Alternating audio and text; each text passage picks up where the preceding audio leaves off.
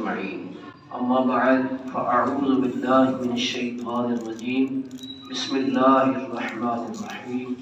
ألا لله الدين الخالص.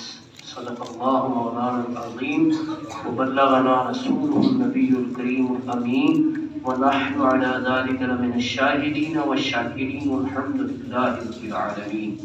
إن الله وملائكته يصلون على النبي يا أيها الذين آمنوا صلوا عليه وسلموا تسليما.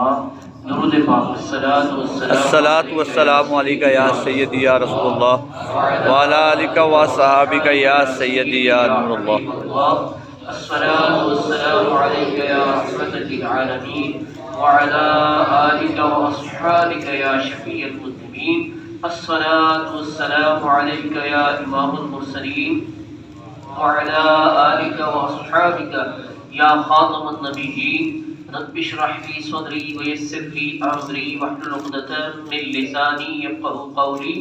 صلى الله على النبي الأمي وآله صلى الله عليه وسلم صلاة وسلام عليك يا سيدي يا رسول الله. نہایت محبت و عقیدت سے سب حضرات مل کر قصیدہ بردہ شریف پڑھیں. مولاي صلی وسلم دائما ابدا علی حبیبک خیر الخلق کلہم. محمد سید الکونین والثقلین والفریقین من عرب ومن عجم. مولاي یا صلی وسلم دائما ابدا علی حبیبک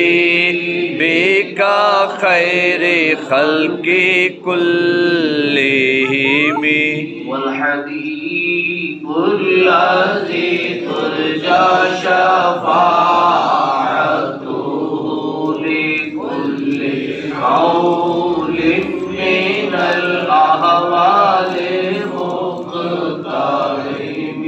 مولاي صل وسلم دائما أبدا على حبيبك خير الخلق كلهم.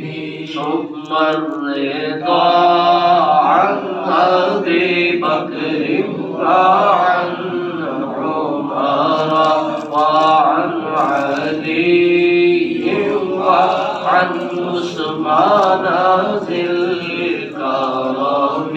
مولاي صل وسلم دائما أبدا على حبيبك خير الخلق كلهم. يا ربي بالمصطفى بلغ مقاصدنا واغفر لنا ما ضايا واسع الكرم. مولاي صل وسلم دائما أبدا على حبيبك خير الخلق كلهم. صلى الله عليه وآله وصحبه وأولياء حقه وعلماء ملته وأهل سنته أجمعين. لائق صد احترام یادگار اسلاف عالم وعمر حضرت علامہ مولانا قاری محمد سلیمان سیابی صاحب دامت برکاتہ العالیہ. واجب الاحترام حضرت مولانا ڈاکٹر عبدالرشید مصطفی صاحب دی نمائندہ اور لائق احترام مولانا قاری شہباز احمد صاحب صدیقی اور میرے محترم بزرگوں دوستوں عزیز بھائیوں. آج ہم ماہانہ میلاد مصطفیٰ صلی اللہ علیہ وسلم کی محفل میں حاضر ہیں. دعا ہے اللہ رب العزت میرا اور آپ کا آنا اور منتظمین کا یہ محفل سجانا اپنی پاک اور بلند بارگاہ میں اعلیٰ درجے پر شرف قبولیت عطا فرمائے. آمین. قاری صاحب قبلہ نے مجھے حکم دیا ہے کہ اخلاص کے موضوع پر گفتگو کروں۔ اخلاص آپ سمجھتے ہیں خالص ہونا کسی چیز کا، وہ اخلاص تو عبادات میں اور دین میں اخلاص نیت کی بڑی اہمیت ہے۔ قرآن کریم کی سورۃ الزمر آیت نمبر 3 میں اللہ پاک فرماتا ہے الا للہ الدین الخالص، خبردار دین اللہ کے لیے خالص رکھنا۔ جیسے ہم عام طور پہ کسی بھی چیز میں ملاوٹ پسند نہیں کرتے، لیکن خالص ہونی چاہیے، دودھ بھی خالص ہونا چاہیے، گھی بھی خالص ہونا چاہیے۔ تو بغیر کسی تشبیہ کے میں یہ عرض کر رہا ہوں کہ دین اللہ کے لیے خالص ہونا چاہیے، عبادت اللہ کے لیے خالص ہونی چاہیے، نیکی اللہ کے لیے خالص۔ کیا مطلب کہ اللہ کی رضا کا حصول فقط یہ نیت، اور یہ نیت نہ ہو کہ اس سے میری شہرت ہوگی، لوگ میری تعریف کریں۔ اگر نماز پڑھ رہا ہے تو لوگوں کے سامنے بڑے اہتمام سے پڑھتا ہے، اور تنہائی میں جلدی جلدی پڑھ لیتا ہے، تو میں یہ بھی ریاکار کی علامت ہے کہ لوگوں کے سامنے بہت اہتمام سے کام کرتا ہے کہ لوگ کہیں کہ واہ کتنا عابد و زاہد آدمی ہے، کتنا بہترین طریقے سے نماز پڑھتا ہے، لیکن تنہائی میں جلدی جلدی پڑھ لیتا ہے۔ تو یہ بھی جو ہے وہ ریاکاری کی علامت، یعنی ریاکاری اس کے الٹ ہے۔ ریاکار کا مطلب ہوتا ہے دکھاوا، دکھاوے کے لیے کام کرنا، یہ منع ہے۔ اور ریاکاری پر بڑی سزائیں کہ عمل کا ثواب بھی نہیں ملے گا اور الٹا عذاب ہوگا، تو اس لیے ریاکاری نہیں ہونی چاہیے۔ حضور غوث اعظم شیخ سید عبد القادر جیلانی الحسنی والحسینی رحمۃ اللہ علیہ فتوح الغیب میں فرماتے ہیں کہ تو کس کے لیے اپنی ذات پر ملمہ کرتا ہے؟ ملمہ یعنی کوئی چیز اپنے اوپر چڑھانا، خول چڑھانا۔ وہ ذات جو کہ آنکھوں کی خیانت کو اور دلوں کے حال کو جانتی ہے، اللہ پاک آنکھوں کی خیانت کو بھی جانتا ہے کہ کدھر جاتی ہے، اور دلوں کے حال سے بھی باخبر ہے۔ حضور غوث پاک کا اللہ کی اس آیت پاک کی طرف اشارہ، اس ارشاد کی طرف یعلم خائنۃ الاعین وما تخفی الصدور، کہ جو آنکھوں کی خیانت کیا ہوتی ہے، بدنگاہی کی آنکھوں کی خیانت، میں اللہ تعالیٰ وہ بھی جانتا ہے۔ کوئی اور کسی سے چھپا بھی لے لیکن اللہ کو اس کا علم ہے۔ وما تخفی الصدور، اور جو دلوں میں چھپا ہوا ہے وہ بھی اللہ پاک جانتا ہے۔ تو حضور غوث پاک فرماتے ہیں کس کے سامنے ملمہ کرتے ہو؟ اللہ کو تو سب حال کی خبر ہے کہ تم دل میں کیا سوچ رہے ہو، تمہاری نیت کیا ہے۔ تم کوئی سخاوت کرتے ہو تو اس لیے دل میں نیت رکھ لیتے ہو کہ مجھے سخی کہہ کے پکارا جائے گا، تو اللہ کو تو علم ہے۔ تو پھر بلا تشبیہ عرض کرتا ہوں کہ جب ہم ملاوٹ کسی بھی چیز میں قبول نہیں کرتے اور ملاوٹ کرنے والے کو ناپسند کرتے ہیں اور اس سے سخت نفرت کرتے ہیں جو ملاوٹ والا مال ہے، دودھ ہو، گھی ہو، کوئی بھی چیز ہو، تو اللہ کے لیے جب عمل کیا جائے گا تو اس میں بھی ملاوٹ نہیں ہونی چاہیے۔ بندہ دو نیتیں کر لے کہ اللہ تعالیٰ بھی اسے قبول کر لے اور لوگوں میں بھی میری واہ واہ ہو جائے، میری تعریف ہو جائے۔ تو یہ مسلم شریف میں بڑی تفصیل سے حدیث پاک ہے، اس کو میں سمرائز کر کے آپ کے سامنے رکھتا ہوں، جس میں ہمارے لیے ہدایت کا بہت سامان موجود ہے۔ اللہ پاک کہ حبیب صلی اللہ علیہ وسلم نے فرمایا کل قیامت دن شہید، عالم اور سخی، یہ تین لوگ لائے جائیں گے اللہ کی بارگاہ میں۔ تو سب سے پہلے شہید سے اللہ پاک فرمائے گا کہ میں نے تمہیں یہ نعمت دی، یہ نعمت دی، یہ نعمت دی، تو تم نے میرے لیے کیا کی؟ وہ عرض کرے گا یا اللہ میں نے تیرے لیے اپنی جان بھی قربان کر دی ہے جہاد کرتے ہوئے۔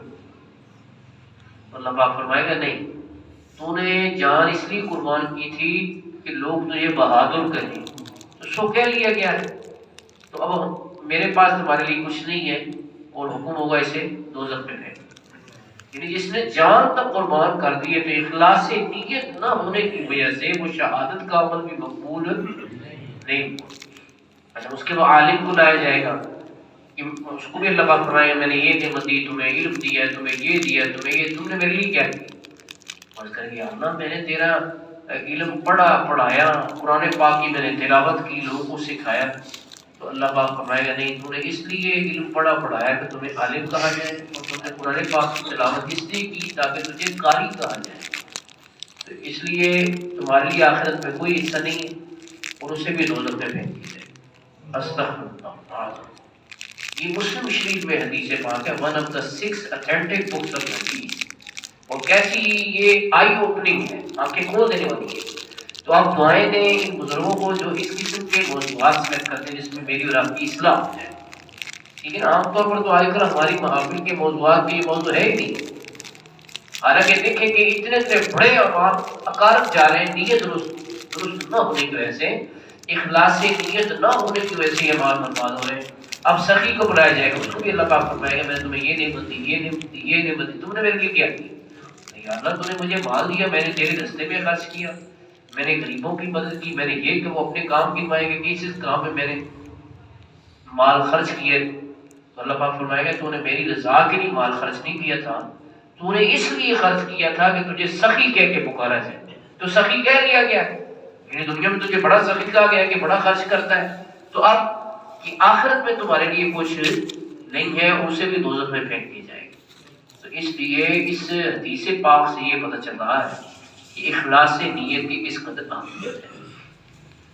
قرآن کریم سورۃ البینہ کی آیت نمبر 5 میں اللہ پاک فرماتا ہے وَمَا أُمِرُوا إِلَّا لِيَعْبُدُوا اللَّهَ مُخْلِصِينَ لَهُ الدِّينَ.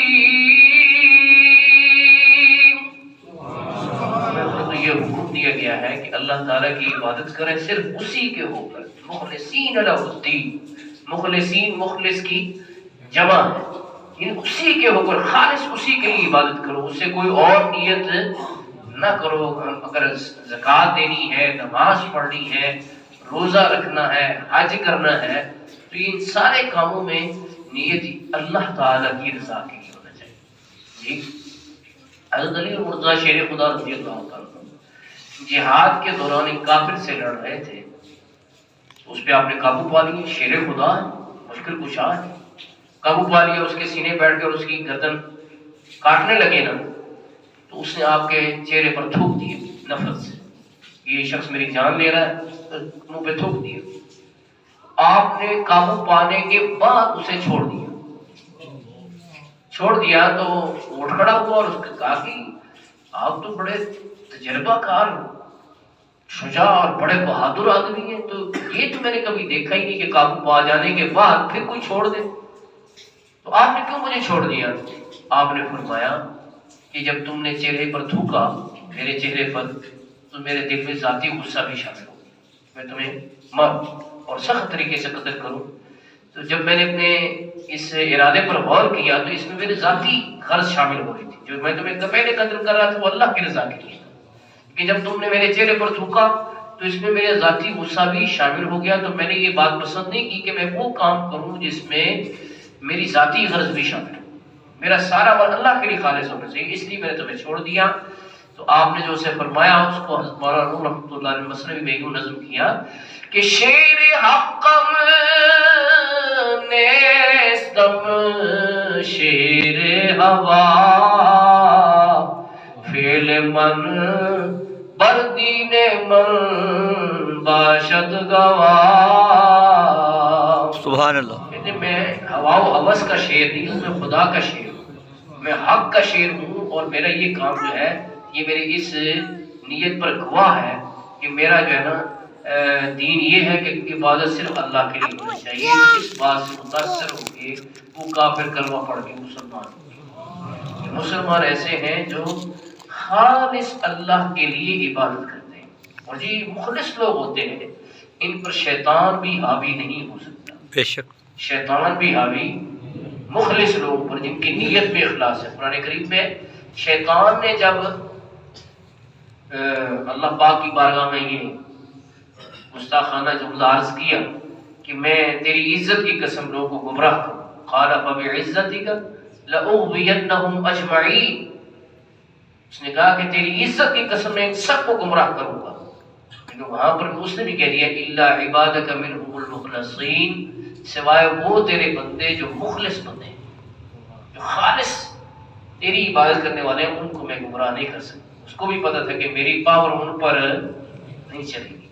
احیاء العلوم میں حجت الاسلام امام محمد غزالی رحمۃ اللہ تعالی علیہ، آپ نے یہ واقعہ درج کیا ہے بنی اسرائیل کا کہ ایک آپ کے والد گزار تھا، اس نے راہ چلتے دیکھا کہ درخت کی لوگ پوجا کر رہے. ہوتا ہے ہمارے یہاں بھی ہے ہندوؤں میں کہ وہ جو بڑا پرانا پیڑ ہو جاتا ہے اس کو مطلب چڑھاوے چڑھاتے ہیں. غصہ بھی اللہ کے لیے ہو، اور جو کسی کو دے تو اللہ کے لیے اور کسی سے لے تو اللہ کے لیے، تو فقد استکمل الایمان، تو اس نے اپنا ایمان کامل کر لیا. تو شیطان کہتا ہے کہ اس وقت تمہارا غصہ کس کے لیے تھا؟ والبغض للہ تھا، اللہ کے لیے تھا، اس وجہ سے تم مجھ پہ غالب آ گئے، تمہاری نیت خالص تھی. لیکن اب جب تم آئے ہو تو تمہارا غصہ اللہ کے لیے نہیں ہے، بلکہ تمہارا غصہ اس بات پر ہے کہ تمہیں دینار کیوں نہیں ملے. اس وجہ سے میں تم پر غالب آ گیا کہ جو اس قسم کے بندے ہوتے ہیں ان پہ میں غالب آ جاتا ہوں، اور جو اخلاص والے لوگ ہوتے ہیں ان پہ میں غالب نہیں آ سکتا. اس سے معلوم ہوا کہ نیت کی درستی جو ہے، نیت کا جو اخلاص ہے، اس کی بدولت انسان شیطان پر بھی غالب آ سکتا ہے. تو ہر وقت بندے کو اپنی نیت پر غور کرنا چاہیے کہ میری نیت کس قسم کی ہے، اور میری نیت کہیں دنیا کمانے کے لیے تو نہیں ہے، میری نیت جو ہے وہ دنیا میں شہرت پانے کے لیے تو نہیں ہے. البتہ شہرت فی نفس ہی بری نہیں ہے، بندہ خود نیت نہیں رکھتا لیکن اس کی تعریف ہوتی ہے بغیر کسی خواہش کے، تو اس میں کوئی حرج نہیں. حدیث پاک میں نبی پاک صلی اللہ علیہ وسلم نے فرمایا کہ جب پوچھا گیا کہ یا رسول اللہ ایک بندہ نہیں چاہتا کہ اس کی تعریف ہو، تو لوگ اس کے لیے تعریف کرتے ہیں، رکھ کر فالو کریں، اور وہ کہیں کہ ہم بھی ایسے کام کریں، اس لیے مقصد ہوتا ہے.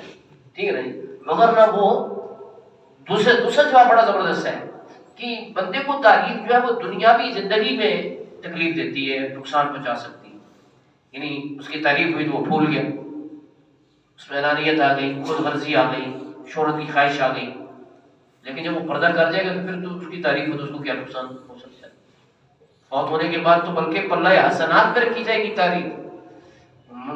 بخاری شریف اور مسلم شریف دونوں میں حدیث پاک ہے جس کو متفق علیہ کہتے ہیں کہ ایک جنازہ بارگاہ رسالت سے گزرا تو صحابہ کرام نے اس کی تعریف کی، حضور صلی اللہ علیہ وسلم نے فرمایا واجب ہوگی.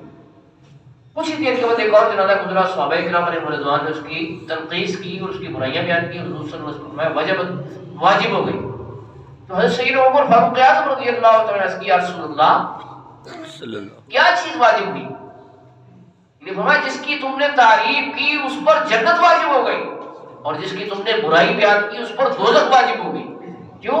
فرمایا انتم شہداء اللہ فی الارض، تم زمین میں اللہ کے گواہ، تم زمین میں. یہ تو بلکہ یہ یونیورسل ٹروتھ بھی ہے، اسے بات بھی یونیورسل ٹروتھ ہے. وہ کیا؟ انگلش کی بھی ایک کہاوت ہے، the voice of the people is the voice of God. زبان خلق کو نقار خدا سمجھو. اس لیے ایک ہمارے ہاں ویلیو ہے، ایک قدر ہے، وہ یہ ہے کہ جو بندہ فوت ہو جائے، ہر بندے میں کوئی نہ کوئی عیوب ہے، کوئی ڈیمیرٹس ہیں، کوئی خامیاں ہیں، تو قصداً اس کی خامیوں سے درگزر کیا جائے اور اس کی اچھائیوں کو بیان کیا جائے، کیونکہ یہ اچھائیاں بیان کرنا یہ نیکیوں کے پڑھنے میں رکھا جائے گا اور اس کے لیے کارآمد ہوگا. اگرچہ ہر بندے میں جو انسان ہے، انبیاء کرام علیہ السلام معصوم من الخطا ہے، ان سے خطا کا صدور ممکن نہیں ہے، اور اولیاء کرام محفوظ عن الخطا ہے، خطا کا صدور تو ممکن ہے لیکن اللہ تعالیٰ ان کی حفاظت فرماتا ہے. اس کے علاوہ جتنے لوگ ہیں ان پہ ہر ایک میں کوئی نہ کوئی عیب ہے، کوئی نہ کوئی نقص ہے. تو فرمایا کہ اس سے درگزر کرنا چاہیے. کب؟ جب بندہ فوت ہو جائے، بعد میں اس کی اچھی تعریف بھی بیان کرنی چاہیے تاکہ اس کے آخرت میں کام آئے اور اس کی نیکیوں کے پڑھنے میں وہ رکھی جائے. یہ بات ہے، ٹھیک ہے نا جی. تو یہ جوابات یہ ہے ابراہیم خلیل علیہ السلام کی اس تمنا پر وَاجْعَلْ لِي لِسَانَ صِدْقٍ فِي الْآخِرِينَ، کہ میرے بعد میری اچھی تعریف کو قائم رکھنا. تو اس کا مقصد کیا ہے؟ نمبر 1 یہ تعریف بیان ہوگی تو لوگوں میں عمل کا جذبہ پیدا ہوگا. جیسا کہ حضرت جنید بغدادی رحمۃ اللہ علیہ فرماتے ہیں حکایات المشائخ جند من جنود اللہ، بزرگوں کے جو واقعات ہیں صرف واقعات نہیں ہیں بلکہ اللہ کے لشکروں میں سے ایک لشکر ہے جس سے کہ مسلمانوں کے دلوں کو تقویت ملتی ہے، طاقت ملتی ہے. وہ طاقت کون سی ہوتی ہے؟ وہ روحانی طاقت ہوتی ہے. تو یہی اچھی تعریف ہے کہ اولیاء کرام کے حالات بیان کیے جائیں، انبیاء کرام علیہ السلام کے حالات بیان کیے جائیں تاکہ لوگوں میں ایک جذبہ اصلاح کا پیدا ہو. لیکن اس ساری گفتگو کا ماحصل اور خلاصہ یہ ہے کہ بندے کو خود تمنا نہیں کرنی چاہیے کہ جی میری تعریف ہو، لوگ میری تعریف بیان کریں. جیسے آپ کو عادت ہوتی ہے بندے کا نام پوچھتے ہیں تو وہ کہتے ہیں جی میرا نام حاجی فلاں ہے، حاجی فلاں. بھائی نام تو آپ کا یہ نہیں، یہ تو وصف ہے. تو نام جو ہے وہ صرف اپنا نام ہی بتانا چاہیے. یہ جو ہے نا کہ حاجی صاحب فلاں تو حافظ فلاں، اس طرح کرنے سے ممکن ہے کہ وہ عمل ضائع ہو جائے.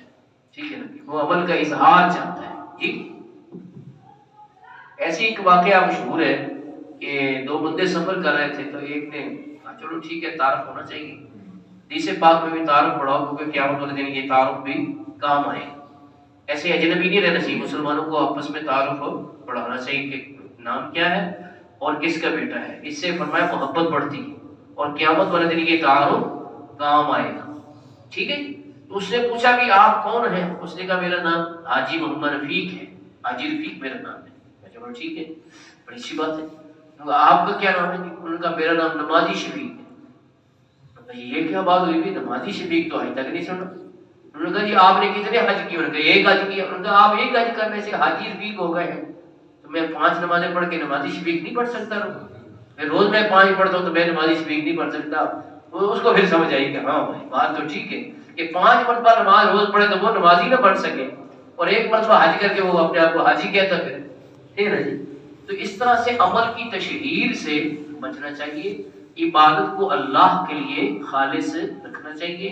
کوئی بھی عمل ہو، سخاوت ہو، حدیث پاک میں ہے کہ طاقتور ترین وہ شخص ہے جو صدقہ دے دائیں ہاتھ سے اور بائیں کو خبر نہ.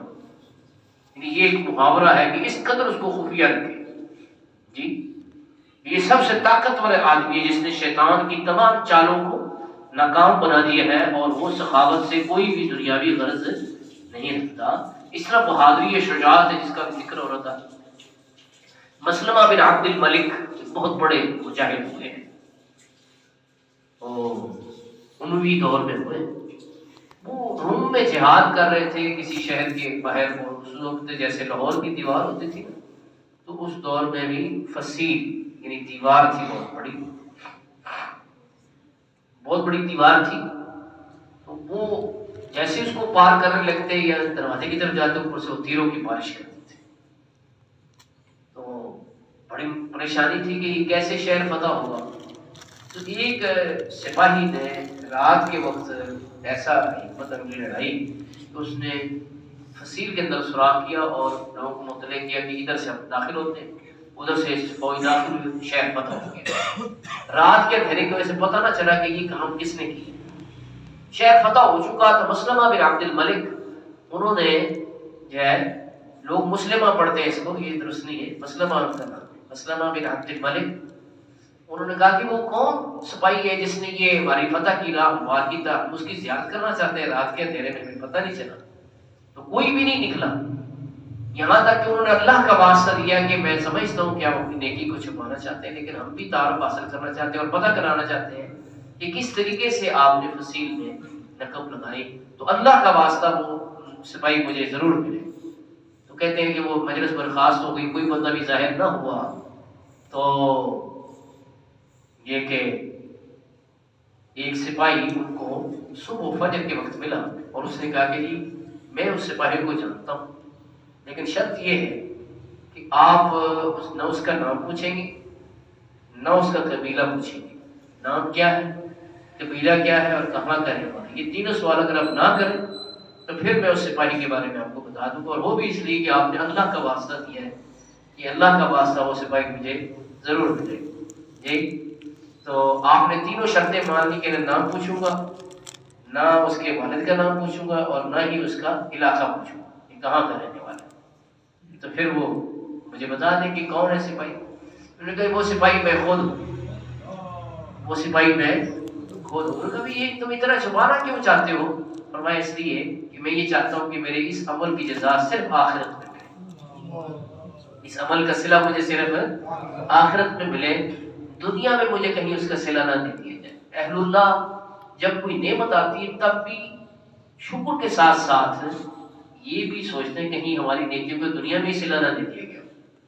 حضرت شرف ملت مولانا محمد عبد الحکیم شرف قاری رحمۃ اللہ علیہ میرے شیخ اجازت ہے، حدیث شریف کی سند اور دیگر اجازات طریقت ان سے مجھے حاصل ہیں، تو وہ آخری دنوں میں گریا کرتے تھے کہ مجھے اللہ نے اتنی نعمتیں دی ہیں تو کہیں یہ میری نیکیوں کا صلہ دنیا میں ہی نہ دے دیا گیا، تو اس پر گریا کرتے تھے، رویا کرتے تھے، حالانکہ ان کی نیکیاں تو سبحان اللہ بہت ہیں، لیکن کہنے کا مقصد ہے کہ اہل اللہ کا مزاج کیا ہے کہ وہ نعمت ملنے پر بھی یہ سوچتے ہیں کہ کہیں یہ ہمیں دنیا میں ہی ہماری نیکیوں کا صلہ دے کر آخرت میں ہمارے لیے کچھ نہ بچاؤ، وما لہ فی الآخرۃ من خلاق، آخرت میں اس کا کوئی حصہ نہیں ہے، اسی لیے وہ نیکیاں اپنی چھپاتے ہیں کہ وہ صرف آخرت میں ذخیرہ ہو جائے اور دنیا میں اس کا کوئی صلہ نہ ملے۔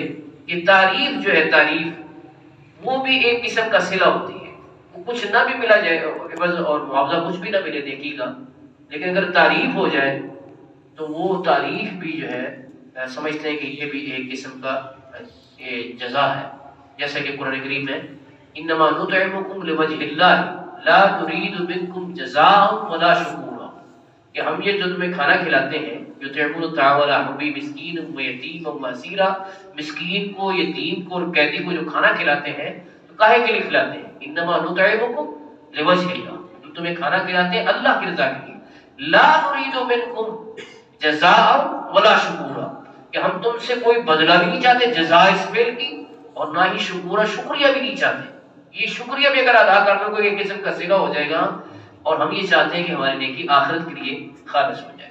اچھا، محدث اعظم پاکستان مولانا محمد سردار احمد قادری چشتی رحمۃ اللہ علیہ ہزاروں علماء کے استاد جی، تو ایک دفعہ آپ کو کہیں بیان کے لیے بلایا گیا تو آپ تشریف لے گئے، اور انہوں نے کھانے کی آفر کی محفل کے بعد، تو آپ نے فرمایا کہ نہیں، میں میرے جو حدیث کے طلباء ہیں ان کا حرج ہوگا، وہ انتظار کر رہے ہیں، لہٰذا میں جلدی جانا چاہتا ہوں۔ وہاں تشریف لے گئے، حدیث پڑھائی اور بڑے خوش، بڑے خوش۔ کسی نے کہا حضرت صاحب بہت خوش ہیں، فرمایا کہ آج کی نیکی اللہ نے خالص اپنے لیے قبول کر لی، کہ وہ اگر کھانا کھلایا کچھ بھی نہیں دیا، کوئی نذرانہ، کوئی زادیرہ کچھ نہیں دیا، اور کھانا بھی اگر ہم کھا لیتے تو وہ بھی ایک قسم کا صلہ ہو جاتا ہے، تو وہ کھانا بھی اپنی کھا سکے اپنی مصروفیت کی وجہ سے، تو یہ میں سمجھتا ہوں کہ یہ نیکی اللہ نے خالص اپنے لیے منظور کر لی ہے، کہ کسی قسم کا مجھے صلہ وہاں سے حاصل نہیں ہوا۔ آج کل کے جو دنیاوی واعظ اور مقررین اور ناخواہ حضرات ہیں، اگر ان کو ایسا معاملہ پیش آ جائے، وہ تو پتہ نہیں چھٹی کا دودھ یاد دلا دیں کہ میں تمہیں ایسے کرنے کی ضرورت کیسے ہوئی۔ لیکن یہ اہل اللہ ہے جو یہ سمجھتے ہیں کہ کسی بھی نیکی کا صلہ کچھ بھی مل گیا تو ممکن ہے کہ آخرت میں اس کا حصہ نہ ملے، تو وہ اللہ کے لیے خالص، اللہ کے لیے نیکیاں انجام دیتے ہیں۔ جو پچھلی رات کی عبادت ہے، تہجد کا وقت ہے، وہ اس کی کیوں اتنی اہمیت ہے؟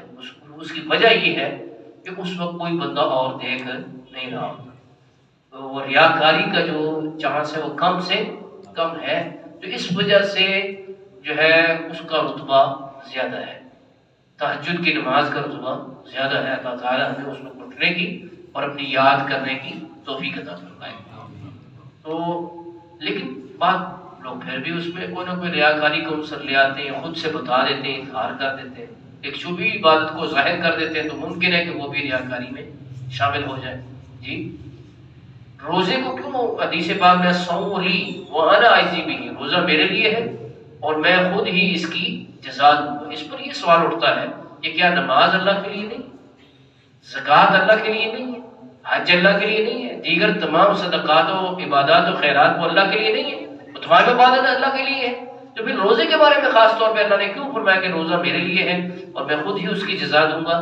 تو اس پر محدثین نے یہ تبصرہ کیا کہ اگرچہ تمام عبادات اللہ کے لیے ہیں، لیکن اس میں جو اخفاء کا پہلو ہے روزے میں، کہ جب تک وہ خود نہ بتا دے کہ میں نے روزہ رکھا ہوا ہے تو اگلے بندے کو پتہ نہیں چل سکتا کہ یہ روزے سے ہے یا نہیں ہے، تو اس اخفاء کی وجہ سے جو ہے وہ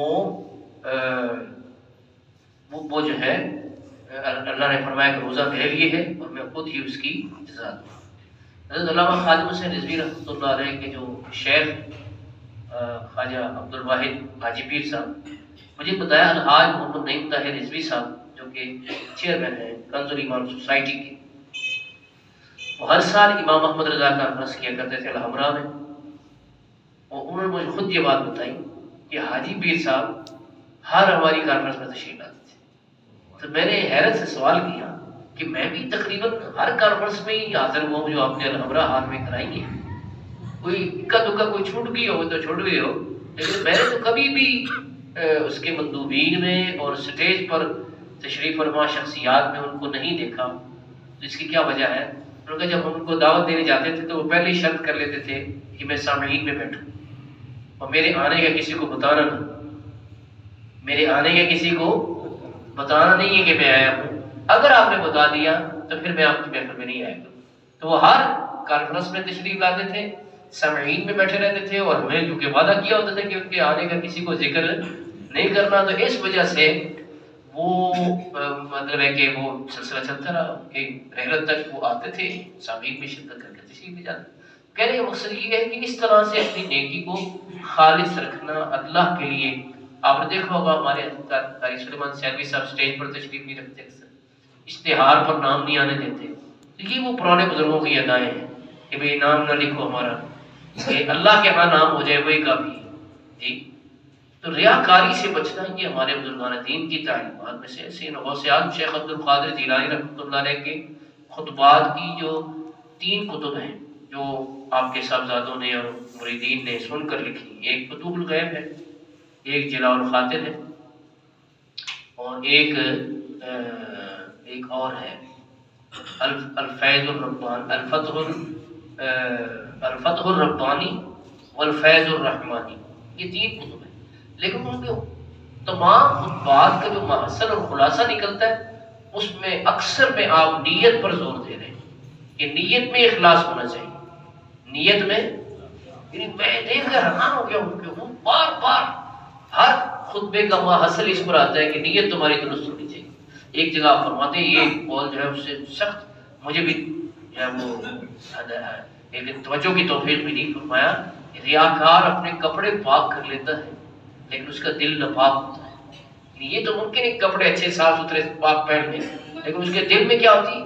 ناپاکی ہوتی ہے. یعنی اس بات کو ناپاکی سے تعبیر دیا کہ اللہ کے لیے عمل کرے اور اس میں ملاوٹ کر دے کسی اور کی کہ وہ خوش ہو جائے، راضی ہو جائے اور وہ میری تعریف کرے. امام بخاری رحمۃ اللہ علیہ جن کی صحیح بخاری 1200 سال سے پڑھی جا رہی ہے، اس کی پہلی حدیث تو آپ کو پتہ ہے کیا؟ انما الاعمال بالنیات. پہلی حدیث انہوں نے لکھی. اس پر محدثین نے تبصرہ کیا ہے کہ امام بخاری اس حدیث کو سب سے پہلے کیوں لائے ہیں؟ انما الاعمال بالنیات وانما لکل امرئ ما نوى، کہ اعمال کا دار و مدار نیت پر ہے اور آدمی کے لیے وہی کچھ ہے جس کی اس نے نیت کی. اگر نیت اس کی درست ہے تو اس کو عمل کا صلہ ملے گا، اور اگر اس کی نیت درست نہیں ہے تو اس عمل کا اس کو کوئی صلہ اور جزا نہیں ملے گی. تو خود اپنی نیت بھی بتا رہے ہیں کہ میری اس کتاب لکھنے سے نیت کو شہرت کی نہیں ہے. دیکھو وہ اخلاص نیت ہے نا، تو اخلاص نیت کی وجہ سے وہ کتابیں تو بہت ساری لکھی گئی، لیکن امام بخاری کی اس تصنیف کو کتنی عزت ملی ہے، اتنی یہ متداول ہے، اتنی مشہور ہے اور برسوں سے پڑھی جا رہی ہے. اور یہ سارا کام اب کیا ہے؟ ان کے لیے ثواب جاریہ کا سبب بنا ہوا ہے. ان کے درجے اشر میں، قیامت میں، قبر میں، آخرت میں بلند ہو رہے ہیں اور ہوتے رہیں گے. کیوں؟ اس وجہ کہ ثواب جاریہ کا سلسلہ چھوڑایا ہے. اور آگے انہوں نے اس حدیث کو سب سے اول رکھ کر پڑھنے والوں کے لیے اور سننے والوں کے لیے بھی ایک تنبیہ کی ہے کہ یہ کتاب پڑھتے ہوئے تم یہ نیت مت کرو کہ میں یہ یاد کر لوں گا تو میں بہت بڑا عالم بن جاؤں اور میری بڑی شان ہوگی. فرمایا پڑھنے سے پہلے اپنی نیت کو درست کر لو کہ سرکار دو عالم صلی اللہ علیہ وسلم فرمایا اعمال کا دار و مدار کس پر ہے؟ نیت پر ہے. اگر نیت درست ہے اللہ کی رضا کے لیے، وہ خالص نیت ہے تو پھر اس کی جزا ملے گی. اور اگر نیت خالص نہیں ہے، اس کے اندر کھوٹ ہے، تو پھر اس کی جزا نہیں ملے گی. حضرت ابو ہریرہ رضی اللہ تعالیٰ عنہ اسی طرح ایک حدیث ہے ان اللہ لا ينظر الى صورکم واموالکم. اللہ تعالیٰ تمہاری صورتوں کو بھی نہیں دیکھتا اور تمہارے مالوں کو بھی نہیں دیکھتا، ولکن ينظر الى قلوبکم واعمالکم، کہ اللہ تعالیٰ تمہارے دلوں کی طرف نظر فرماتا ہے اور تمہارے اعمال کی طرف نظر فرماتا ہے کہ تمہارے اعمال کیسے ہیں اور تمہاری دلوں کی کیفیت کیسی ہے. تو یہی بات غوث پاک فرماتے ہیں کہ تم کس کے سامنے خول چڑھاتے ہو جو کہ دلوں کے حال بھی جانتا ہے. علیم بذات الصدور ہے، سینوں میں چھپی ہوئی باتوں کو جانتا ہے. تو جب اس کے لیے عمل کرنا ہے تو پھر خالص اسی کے لیے ہونا چاہیے. امام مالک رحمۃ اللہ علیہ جنہوں نے الموطا تحریر فرمائی ہے، یہ بخاری سے بھی پہلے کی کتاب ہے، بخاری شریف سے بھی پہلے کی کتاب ہے الموطا. یہ جب آپ لکھ رہے تھے تو اس وقت کسی نے کہا کہ جناب کتابیں تو فلاں بھی محدث لکھ رہے ہیں، فلاں بھی لکھ رہے ہیں، فلاں بھی تو آپ بھی لکھ رہے ہیں، تو لکھنے کا کیا فائدہ؟ بھائی اتنی جب کتابیں لکھی جا رہی ہیں تو آپ بھی ایک لکھ کر ایک بڑھا دیں گے تو اس سے فائدہ کیا ہوگا؟ تو آپ نے اس موقع پہ حضرت امام مالک رحمۃ اللہ علیہ نے فرمایا تھا کہ جس کا عمل اللہ کے لیے ہوگا وہ باقی رہ جائے گا. جس کا عمل، تو آج دیکھو الموطا جو ہے وہ اتنے 100 سالوں سے پڑھی جا رہی ہے، اس کی سندیں لی جا رہی ہیں، اس کی روایت ہو رہی ہے، اور وہ امام مالک رحمۃ اللہ علیہ کے لیے ثواب کا ایصال ہے، ثواب جاریہ کا سبب بنی ہوئی ہے. جی تو کیا مطلب ہے؟ انہوں نے جو فرمایا تھا کہ جو اللہ کے لیے ہوگی، اور ایک روایت یہ بھی ہے کہ آپ نے لکھ کر اس کو حوض میں ڈال دیا کہ اگر یہ اللہ کے لیے ہوگی تو یہ اس کی سیاہی نہیں بہے گی. تو جب وہ نکالا تو اس کی سیاہی کچھ بھی نہیں ہوا تھا. یہ بھی آپ نے اس لیے کیا. یہ کرامت کہی جا سکتی، ان کی کرامت بھی کہی جا سکتی، یا اپنے عمل کو اللہ کے لیے خالص ہونے کا اظہار کر دیا کہ اگر یہ اللہ کے لیے نہ ہوتی تو پھر یہ سیاہی اس وقت ہاتھ سے لکھی جاتی تھی نا سیاہی، تو وہ پانی میں ڈالا جائے تو وہ 1 منٹ میں وہ ختم ہو جائے، لیکن وہ ختم نہیں ہوئی اور آج تک ان کے لیے ثواب جاریہ کا سبب بنی ہوئی ہے. تو کہنے کا مقصد ہے کہ ان ساری گفتگو کو محصر یہ ہے کہ نیکی اللہ کے لیے ہونی چاہیے، اور جو اللہ کے لیے ہو بہترین ہونی چاہیے، اس کو بڑے بہترین انداز میں کرنا چاہیے. لوگ سامنے بندہ سنورتا ہے تو اللہ کے لیے تو اس کو زیادہ سنوارنا چاہیے، اللہ کے لیے اسے. اسی لیے حضور غوث پاک رضی اللہ تعالیٰ جب رات کو عبادت کرتے تھے مخفی، تو فرمایا کہ اس میں سب سے مہنگے کپڑے پہنتے تھے، سب سے مہنگے ترین کپڑے پہن کر وہ اللہ کے حضور حاضر ہوتے تھے کہ میں نے خالص اس کی عبادت کر رہی ہے. تو سب سے بہترین کپڑے. آج بندہ دعوت میں جاتا ہے یا کسی افسر سے ملنے جاتا ہے، کسی دفتر میں جاتا ہے تو بہترین سوٹڈ بوٹڈ ہو کر جاتا ہے.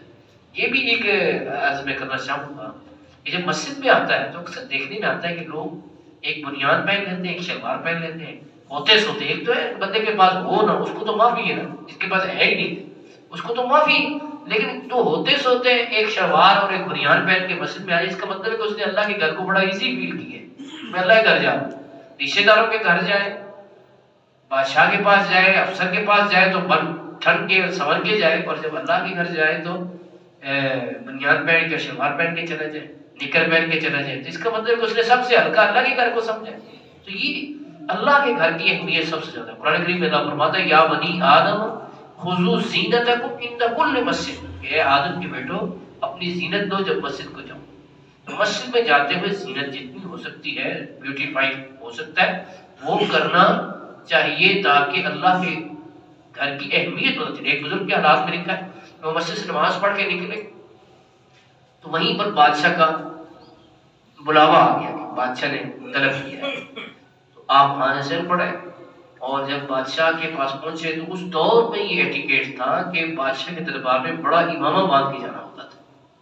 تو وہ چھوٹی پگڑی انہوں نے باندھی ہوئی تھی تو وہ اسی طرح چلے گئے بادشاہ کے پاس. بادشاہ نے اس چیز کو مائنڈ کیا کہ آپ نے میرے دربار کو ہلکا اور معمولی سمجھا ہے کہ آپ اس کے آداب کے خلاف آپ کو پتہ نہیں ہے کہ میرے دربار میں آنے کے لیے بڑی پگڑی باندھنی ہوتی ہے، امامہ باندھنا ہوتا ہے، تو آپ چھوٹی سی پگڑی باندھ کے آ گئے.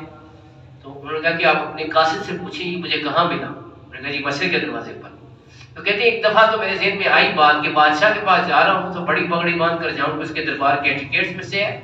لیکن پھر میرے دل میں یہ بات آئی کہ میں جو احکم الحاکمین ہے اس کے حضور یہ چھوٹی پگڑی باندھ کر حاضر ہوا اور بادشاہ کے پاس بڑی پگڑی باندھ کر جاؤں، اس کا مطلب ہے بادشاہ کی طرف بارگاہ کو بڑا سمجھا ہے، اس وجہ سے میں اسی لباس میں آپ کے پاس آ گیا. تو بادشاہ نے اس کی تحسین کی کہ اب بات ٹھیک ہے کہ اللہ کے حضور اسی لباس میں حاضر ہوئے تو میرے پاس بھی اسی لباس میں آ سکتے ہیں. تو کہنے کا مقصد یہ ہے کہ اللہ کے لیے جب کوئی عمل ہوتا ہے تو اس کو بہترین طریقے سے انجام دینا چاہیے. حضرت جنید بغدادی رحمۃ اللہ علیہ جو کہ دادا صاحب کے بھی مشائخ میں سے ہیں اور حضور غوث پاک کے بھی مشائخ میں سے ہیں، آپ فرماتے ہیں کہ میں نے اخلاص ایک حجام سے سیکھا. کس سے سیکھا؟ حجام باربر جو ہوتے ہیں بال کاٹنے والے، میں نے اس سے اخلاص سیکھا. میں جی وہ کیسے؟ فرمایا کہ ایک دور تھا کہ میرے پاس رقم نہیں تھی تو خط بنائے ہوئے کچھ عرصہ گزر گیا تو پیسے پاس نہیں تھے، تو میرے حجام سے جا کر کہا کہ اللہ کے لیے میری حجامت بنا دو، میرا خط بنا دو. تو اس نے کہا جس بندے کا وہ خط بنا رہا تھا اس کو چھوڑ دیا اور مجھے بٹھایا اور میرا خط بنایا اور اس کے بعد جو ہے کچھ روپے اپنے پاس سے لیے. کہتے میں نے کہا کہ تم نے بس میرا کام کر دیا تو وہی کام. یہ کہا نہیں، جب اللہ کے لیے کوئی کام کیا جاتا ہے تو اس کو اچھے طریقے سے کرنا چاہیے. کہتے میں اس عمل کو آج بھی یاد کرتا ہوں کہ اس نے مجھے اخلاص سکھایا کہ اللہ کے لیے کام کو کس طرح بہترین طریقے سے انجام دیا جاتا ہے. تو بزرگوں کا یاد کرنا بھی اس کے لیے نجات کا سبب بن جائے گا. جیسے میں نے وہ مسلمہ بن عبد الملک کا واقعہ سنایا تو وہ تاعمر پھر اس سپاہی کو یاد کرتے رہے اور اس کے لیے دعائیں کرتے رہے کہ جس کا عمل اس قدر اللہ کے لیے خالص تھا کہ اس نے کہا کہ جی نہ میرا نام کسی کو پتہ چلے، نہ ملکیت پتہ چلے، نہ علاقہ پتہ چلے. تو یہ ہے مخلصین کا مقام جو اللہ کے لیے خالص ہو کر کام کرتے ہیں. حضرت ذوالنور بصری رحمۃ اللہ علیہ نے ایک علامت بتائی ہے کہ مخلص بندہ کب ہوتا ہے. اس میں سے ایک تو یہی ہے کہ جیسے ظاہر میں عمل کرے ایسے ہی باطن میں بھی عمل کرے. تو یہ علامت ہے اس بات کی کہ وہ تنہائی میں بھی اگر ویسے ہی عمل کرتا ہے، ظاہر میں بھی ایسے عمل کرتا ہے تو یہ اس کے مخلص ہونے کی علامت ہے کہ وہ اللہ کے لیے کر رہا ہے. جی دوسری بات یہ فرماتے ہیں کہ تعریف اور مذمت دونوں سے بے نیاز ہو جائے. تعریف اور مذمت دونوں سے بے نیاز ہو جائے کہ نہ تعریف سے وہ پھولے نہ ہی اس کو تنقید کا کوئی غم ہو. یہ بھی خالص ہونے کی علامت ہوگی.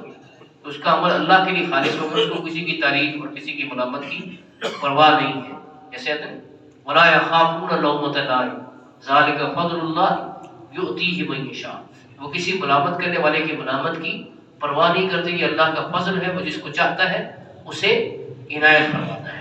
تو یہ علامت ذوالنور بصری رحمۃ اللہ علیہ نے فرمائی ہے کہ جب وہ تعریف سے مدح و ذم سے بے نیاز ہو جائے، بے پرواہ ہو جائے. کوئی تعریف کرتا ہے تو ٹھیک ہے، کوئی برائی بیان کرتا ہے. اسی لیے تو علماء حق جو ہے بلا خوف لومۃ لائم حق بات ننگے کی چوٹ پر کیوں کہتے رہے، چاہے سارا زمانہ مخالف ہو جائے، چاہے سارا زمانہ مخالف ہو جائے تو حق بات ننگے کی چوٹ پر کیوں کہتے ہیں. ان کو ضرورت ہوتی ہے کہ کوئی بندہ مخالف ہوتا ہے تو ہوتا رہے، کوئی بندہ برائی کرتا ہے، مخالفت کرتا ہے، دشمنی کرتا ہے تو کرتا رہے. ان کا عمل کس کے لیے ہوتا ہے؟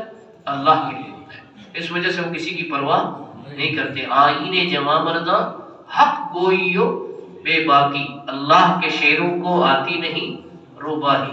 جو اللہ کے شعر ہوتے ہیں وہ لومڑی وری سے اختیار نہیں کرتے، حق بات ڈھکے کی چھوڑ پر کہہ دیتے ہیں اور کسی ملامت کرنے والے کی ملامت کی پرواہ نہیں کرتے اور اپنی تمام عبادات کو اللہ کے لیے خالص کر دیتے ہیں اور کسی قسم کی تعریف کی تمنا نہیں کرتے کہ لوگ ہماری تعریف کریں.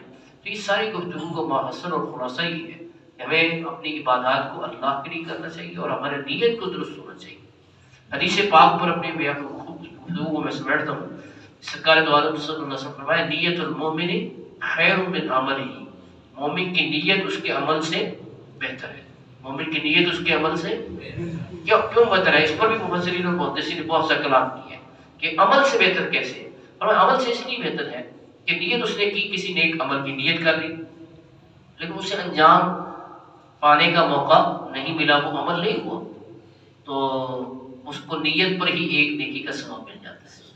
یہ اللہ کی اس امت محمدیہ پر خاص ہے. ایک بزرگ فرماتے ہیں کہ مجھے دو چیزوں پر بڑی حیرت ہے، ایک نیت پر اور ایک توبہ پر. نیت جو ہے وہ معدوم کو موجود کر دیتی ہے، یعنی عمل ابھی معدوم ہے لیکن وہ نیت کی وجہ سے وہ لکھا گیا ہے. اور توبہ پر مجھے بڑی حیرت ہے کہ عمل موجود ہے، گناہ کوئی، اس نے توبہ کر دی تو اس نے معدوم کر دی. یہ دونوں چیزیں اسلام میں بڑی حیرت انگیز ہیں، ایک نیت اور ایک توبہ. یہ نیت کرتا ہے تم چاہے عمل ابھی ہوا نہیں ہے، ایک نیکی اسی وقت لکھنے کا حکم ہے، اور جب کر لے گا تو پھر کیا ہوگا؟ قرآن کریم میں من جاء بالحسنۃ فلہ عشر امثالھا ومن جاء بالسیئۃ فلا یجزی الا مثلھا. کہ جو نیکی کرے تو اس کو 10 نیکیوں کی جو جزا دی جائے گی، اور جو گناہ کرے وہ ایک ہی گناہ لکھا جائے گا. اور وہ کب لکھا جائے گا؟ جب وہ گناہ کر چکے گا. لیکن نیکی کے بارے میں کیا کہ نیت کرتے ساتھ ہی کیا ہوگا؟ ایک نیکی اسی وقت لکھ لی جائے گی، اور جب وہ اس نیکی کو انجام دے گا تو پھر کیا ہوگا؟ اس کو 10 نیکی. اچھا پھر ایک اور تشریح کی یہ نیت المومن خیر من عملہ، مومن کی نیت اس کے عمل سے بہتر ہے. اس کی ایک تشریح یہ ہے کہ ایک ہی عمل کی متعدد نیتوں کی وجہ سے، عمل ایک کیا ہے لیکن متعدد نیتوں کی وجہ سے ہر نیت کے بدلے میں اس نیکی کا ثواب پائے. امام اہل سنت اعلیٰ حضرت مولانا شاہ رحمۃ اللہ علیہ نے فتاوی رضویہ میں مسجد جانے کی تقریباً 33 نیتیں لکھی اور فرمایا کہ یہ عمل ایک ہے، مسجد جانا، نماز پڑھنا، لیکن 33 نیتیں کرنے کا تو ہر عمل کے بدلے میں اس کو ثواب ملے گا جی، ہر عمل کے بدلے میں، ہر نیت کے بدلے میں اسے ثواب. اور عمل ایک ہی ہے، وہ کیا ہے؟ مسجد جانا اور جماعت کے ساتھ نماز پڑھنا. لیکن اس میں 33 نیتیں آپ نے لکھ لی. اور ایک بزرگ کا قول نقل کیا ہے جو فرماتے ہیں کہ میری خواہش یہ کہ میں سارے کام چھوڑ کر صرف نیت کے اوپر ہی بیان کیا کروں، نیت کو درست کرو. یہ نیت درست کرو گے، اور یہ حدیث پاک میں بھی ہے. ایک اور حدیث شریف میں عرض کر دیتا ہوں کہ 2-3 منٹ ہے. حضرت معاذ بن جبل رضی اللہ عنہ، جن کو رسول پاک صلی اللہ علیہ وسلم نے یمن کا والی بنا کر، گورنر بنا کر بھیجا، جب ان کو رخصت کرنے لگے، الوداع کہنے لگے، انہوں نے عرض کیا رسول اللہ مجھے کوئی وصیت فرما دیں، مجھے کوئی وصیت فرما دیں. آپ نے فرمایا کہ اپنے عمل کو خالص کر لو. یہ سرکار دو عالم صلی اللہ علیہ وسلم نے حضرت معاذ بن جبل کو وصیت فرمائی تھی. اور اس کے بعد حضرت معاذ بن جبل کی رسول پاک صلی اللہ علیہ وسلم سے ملاقات بھی کی، کیونکہ یہ یمن میں تھے. سرکار پردہ فرما گئے، تو انہوں نے عرض کی یا رسول اللہ مجھے وصیت فرمائیں. فرمایا کہ اپنے عمل کو خالص کر لو. اگر عمل کو خالص کر لو گے تو تھوڑا عمل بھی تمہارے لیے کافی ہو جائے گا، تھوڑا عمل بھی تمہارے لیے کافی. یہ سرکار دو عالم صلی اللہ علیہ وسلم نے حضرت معاذ بن جبل رضی اللہ عنہ کو یمن کی جانب جاتے ہوئے وصیت فرمائی. تو یہ ہمارے لیے بھی وصیت ہے کہ عمل چاہے تھوڑا بھی ہو، لیکن اگر وہ خالص ہو، اس کی نیت خالص ہو، تو وہ بھی کفایت کر جاتا ہے، کافی ہو جاتا ہے. تو اللہ تعالیٰ سے دعا ہے مجھے اور آپ کو اخلاص نیت کی توفیق عطا فرمائے، اور اس بات کو بیان کرتے رہنے کی توفیق دے. کیونکہ قرآن کریم میں وذکر فإن الذکریٰ تنفع المؤمنین، یاد دلاؤ کہ یاد دلانا مسلمان کو فائدہ دیتا ہے. تو بندہ بھولتا ہے، الانسان مرکب من الخطاء والنسیان، تو نسیان آتا ہے، بندہ بھول جاتا ہے. تو ضرورت ہے، جیسے علامہ صاحب نے مجھے حکم فرمایا کہ اسی موضوع پر بیان کرنا ہے، تو ایسے ہی دہرائے جاتے ہیں تاکہ تازے ہوں اور ہمیں نیت کے اخلاص کی اہمیت اور ریاکاری کی مذمت پتہ چلتی رہے. تو اللہ تعالیٰ سے دعا ہے مجھے اور آپ کو اخلاص نیت کی نعمت سے مالا مال. اچھا، بڑے بڑے بزرگ جنہوں نے اخلاص سے